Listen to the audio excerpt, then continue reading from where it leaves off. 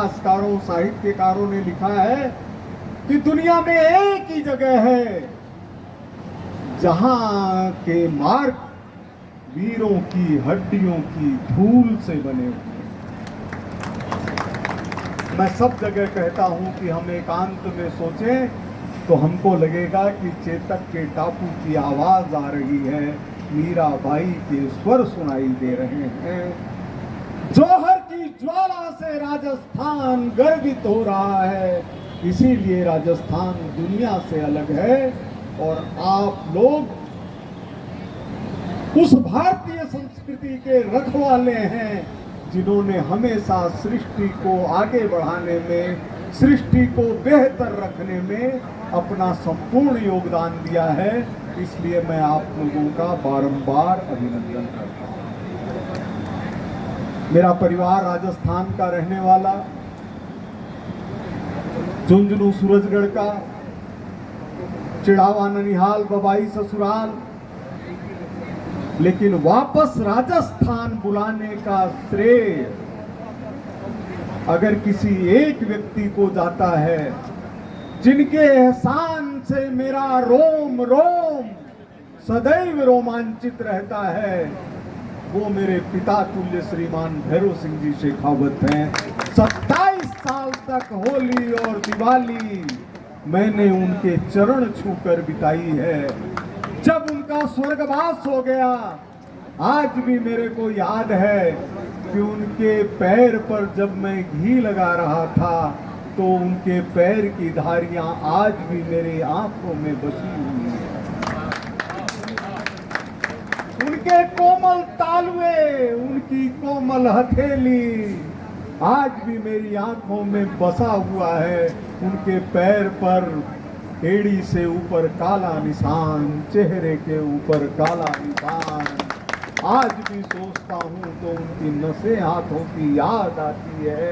तो मैं जो कुछ हूँ माता पिता के कारण, प्रभु के कारण, लेकिन राजस्थान में जो कुछ हूँ वो श्रीमान भैरव सिंह जी शेखावत के कारण। मुझे आज भी याद है कि जब 9वीं के अंदर पढ़ता था चिड़ावा में, तो हम लोग हल्दी घाटी गए थे। भी बात मानसी जी साहब कह रहे थे, सबसे पहला काम यही किया कि रक्त तलाई की मिट्टी को माथे पर लगाने का काम किया कि हे भगवान, हम उनको देख नहीं सके लेकिन उनको श्रद्धांजलि अर्पित कर सकते। और मन में एक ही सपना है जो मेरे द्वारा नहीं तो किसी और के द्वारा पूरा होगा। जिस तरह से हमारे राजस्थान के मेवाड़ वंश के छत्रपति शिवाजी महाराज महाराष्ट्र में जाकर के उनके कुल ने गौरव प्राप्त किया, अपने मेवाड़ के थे छत्रपति शिवाजी महाराज के पूर्वज।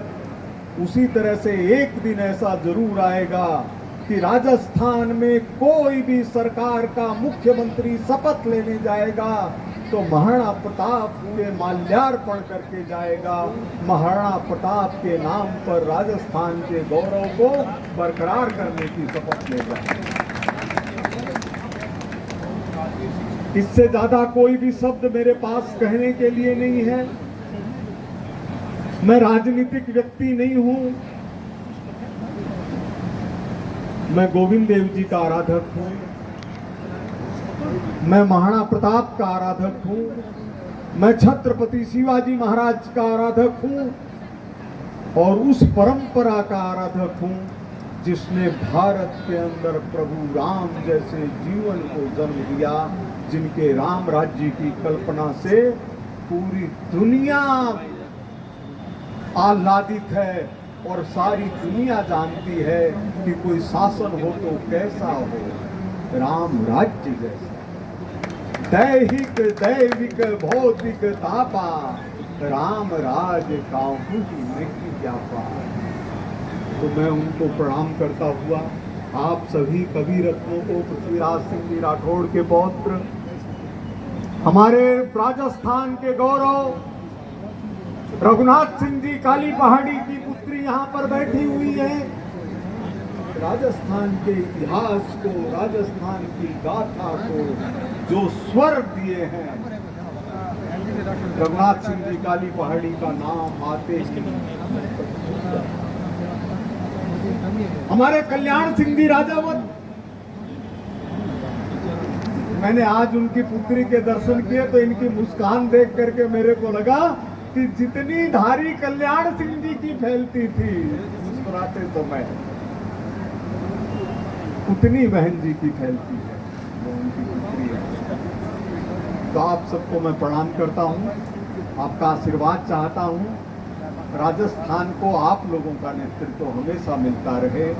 राजस्थान के अंदर लोकतंत्र को स्वर देने का काम भैरव सिंह जी शेखावत ने किया। आप लोगों के बिना राजस्थान अधूरा है, राजस्थान इतना ही कह के मैं अपनी बात दुर्गादास जी राठौड़, जिनको हमारे गणपत सिंह जी साहब,